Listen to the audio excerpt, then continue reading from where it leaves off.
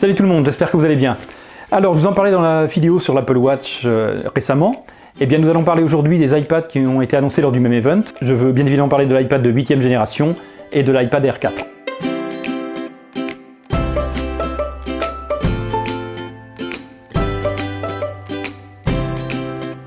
Nous allons commencer par l'iPad de 8e génération, qui est l'entrée dans la gamme iPad. Son avantage, c'est qu'il reste relativement abordable et qu'il permet de découvrir la gamme iPad et de découvrir les tablettes en général, sans mettre forcément trop cher, et ça permet d'avoir malgré tout un produit d'excellente facture. Nous allons voir ce qui le différencie de ses prédécesseurs, vous verrez que c'est plutôt à la marge, et l'iPad a l'avantage quand même d'avoir une supériorité logicielle par rapport aux tablettes sous Android. Pour avoir utilisé les deux, je peux vous le dire, il y a quand même quelque chose d'assez notable. Et cet atout, nous le retrouvons bien évidemment sur l'iPad de base, l'iPad 8. Alors cet iPad, malheureusement en termes de design, il n'a quasiment pas évolué depuis le début de la gamme iPad. Apple continue avec des bordures qui sont très présentes, donc c'est vraiment un design qui est daté, il faut dire les choses. J'utilise un iPad 6 depuis 14 mois environ, même si je suis en fait assez attaché au design des objets, eh bien je vous avoue, pour être totalement sincère, que les avantages de l'iPad font que j'oublie très rapidement ses grosses bordures et son aspect un peu vieillot. Mais au-delà du design, il faut reconnaître que même la partie hardware commence quand même à être un petit peu datée. La partie photo, elle remonte, je crois, à l'iPhone 6, si je ne dis pas de bêtises, même si pour moi, la partie photo sur une tablette, c'est loin d'être ce qui va prédominer. Par conséquent, même si le hardware est quand même un peu ancien, ça n'en fait pas pour autant une tablette qui se traîne, au contraire, je la trouve plutôt très fluide. Mais concrètement, cet iPad de 8e génération, qu'apporte-t-il par rapport au modèle de 2019 ? Eh bien, cette question, ça va être très simple d'y répondre. C'est presque exclusivement le processeur qui change par rapport à la 7e génération. Vous aurez cette année un processeur A12, là où l'année dernière, et même il y a 2 ans, c'était le A10 Fusion. Donc sortie du processeur, finalement, aucune différence par rapport au modèle précédent. Et avec ce A12, on peut espérer une mise à jour d'iPadOS jusqu'à 2025 environ. Sinon, évidemment, comme le modèle de l'année dernière, nous allons retrouver le Smart Connector qui permet d'avoir le Smart Keyboard. Et depuis l'iPad 6, si je ne dis pas de bêtises, vous pouvez utiliser le Pencil, alors le Pencil uniquement la première génération, avec cette tablette. Alors finalement, cet iPad, si on est intéressé, la question qu'il faut véritablement se poser, c'est pour quel usage? Eh bien ici, j'ai envie de vous répondre que c'est essentiellement, presque majoritairement pour un usage ludique, parce que ce n'est pas une tablette qui est faite pour un usage professionnel, même si, pourquoi pas, vous pouvez l'utiliser tel quel. Mais il faut reconnaître que là où elle va vraiment trouver son intérêt, son utilité, la plupart du temps, c'est dans une famille, elle va servir aux enfants, par exemple, pour jouer à des jeux éducatifs. Elle va servir à la famille à consulter ses mails, à surfer sur Internet. Bref, elle va servir à un usage courant où parfois il est plus agréable de regarder le contenu sur la tablette que sur un téléphone portable par exemple, ou sur un ordinateur. Et pour ce qui est des tarifs évidemment, puisque c'est quand même aussi l'élément qui détermine pas mal de choses, l'iPad 8 commence à 389 € en modèle Wi-Fi avec uniquement 32 Go de stockage. Alors ça, les 32 Go de stockage, je vous avoue que je comprends pas. D'autant plus qu'on passe de 32 à 128, il n'y a même pas de version 64 Go intermédiaire. Et 32 Go, clairement, je vous déconseille très fortement de prendre cette option. Si je dis pas de bêtises, iPadOS avec quelques applications, ça va vous prendre facilement 15 Go minimum. Une version 64 Go aurait été intéressante, mais elle n'existe pas, et donc vous passez alors directement à la version de 128 Go de stockage. Et là, on est quand même tout de suite à 489 €. Je vous avoue qu'à pas loin de 500 € pour une version 128 Go de stockage, là, la tablette, elle est clairement très chère. Et c'est là un petit peu l'ambiguïté de cet iPad 8, c'est que c'est une tablette qui est certes relativement ancienne, voire dépassée en termes de design. Le hardware est loin d'être ce qui se fait de mieux. Et pourtant, ça reste une excellente tablette que je ne peux que vous conseiller, parce que pour moi, elle est clairement probablement la meilleure tablette d'entrée de gamme du marché. Par contre, le positionnement tarifaire d'un iPad 8 neuf, aujourd'hui, n'est pas intéressant. Donc, ce que je peux vous conseiller, c'est éventuellement de guetter de temps en temps des occasions. Moi, j'ai acheté mon iPad 6 en août 2019. Alors, je savais que l'iPad 7 allait arriver, mais finalement, il y avait très peu de différence entre les deux. Et j'ai eu la version 128 Go à 370 €, je crois, quelque chose comme ça. Enfin bref, c'était vraiment très intéressant. Vous avez également la possibilité de guetter, c'est une option, le Refurb d'Apple. De temps en temps, il y a des tablettes qui arrivent, c'est pas forcément le cas, en ce moment je crois qu'il n'y en a pas du tout. Mais guetter, ça peut arriver à l'occasion, et vous aurez éventuellement la possibilité d'avoir une version 128 Go à un prix quand même nettement plus intéressant. Et last but not least, c'est un produit Apple que vous pouvez utiliser sans avoir aucun autre produit Apple, pas besoin d'iPhone, pas besoin de MacBook. Vous pouvez avoir un iPad avec un environnement tout autour de vous, que ce soit les smartphones, les ordinateurs ou autres, qui ne soit absolument pas en lien avec la marque à la pomme. Et ça aussi, c'est quelque chose d'appréciable et de vraiment très pratique.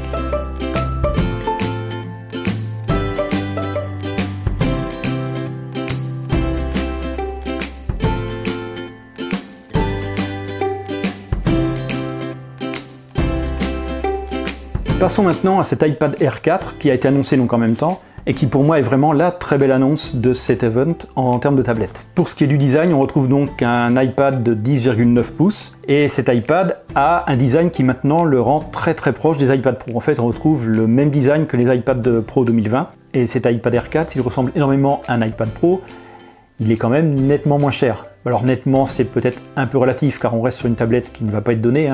Bon, s'il est plus abordable, il n'y a pas de secret, c'est aussi quand même notamment ou en partie parce qu'il y a des éléments qu'on ne retrouvera pas sur cet iPad Air 4.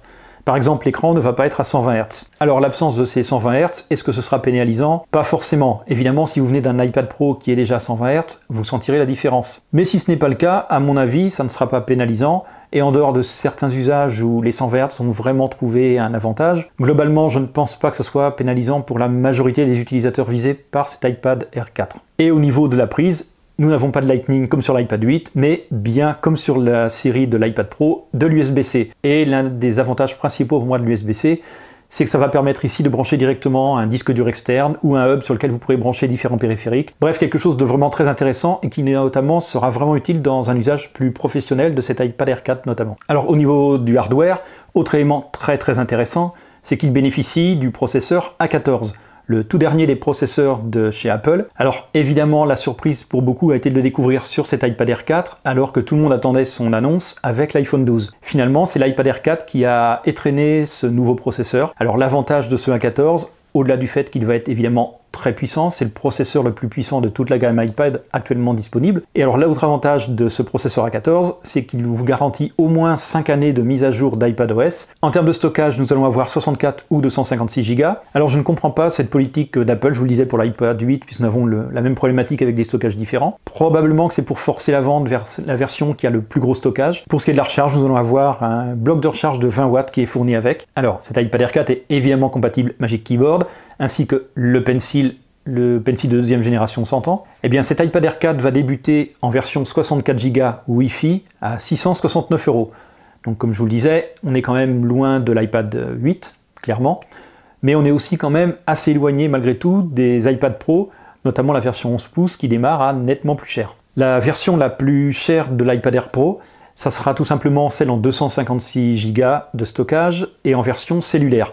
Et là, nous serons à un tarif de 979 €, ce qui devient quand même, à mon sens, très cher pour un iPad Air 4. Par contre, il y a quand même des variantes qui sont possibles, effectivement, en fonction du prix de départ. On peut ajuster en fonction de ses choix et en fonction de ce que permet cet iPad Air 4. Après, par rapport à la gamme iPad Pro, cet iPad Air 4, évidemment, il a quand même des limites.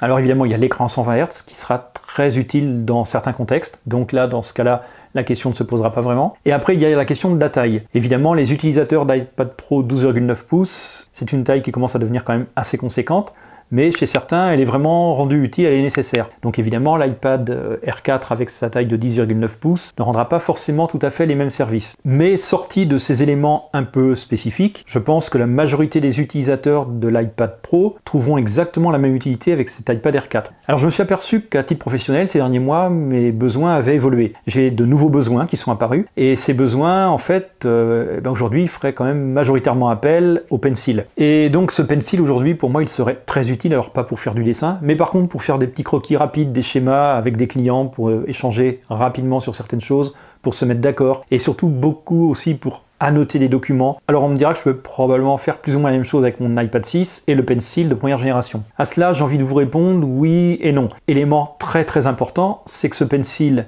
il est beaucoup plus agréable en termes d'utilisation et de recharge, c'est-à-dire qu'il est magnétique, vous le collez sur le côté de l'iPad et il tient très bien en place, et il se recharge par induction. Alors que l'autre, il faut enfourcher l'embout dans la prise Lightning. Le Pencil va vraiment être plus intéressant dans sa deuxième version, qui n'est pas utilisable avec l'iPad 8. Et puis il y a aussi ce fameux port USB-C qu'on va retrouver sur l'iPad Air 4, que l'on n'a évidemment pas sur l'iPad 8, et pour moi c'est quelque chose qui change énormément la vie quand vous avez un usage quand même professionnel ou semi-professionnel avec cette tablette.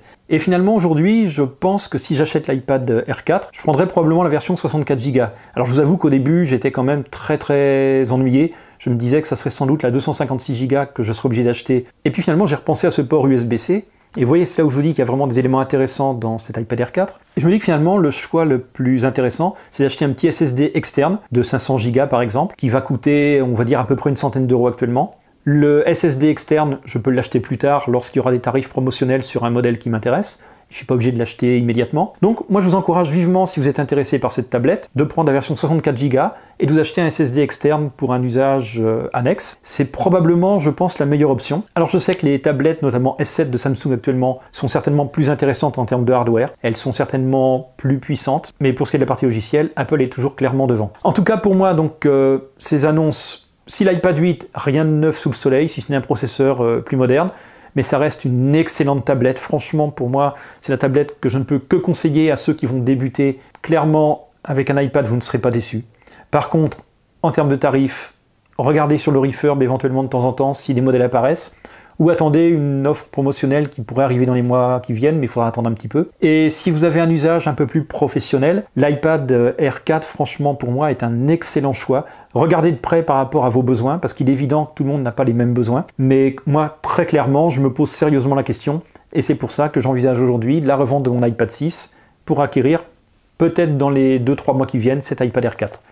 Quoi qu'il en soit, j'espère que cette vidéo vous a apporté quelques éléments sur ces deux tablettes.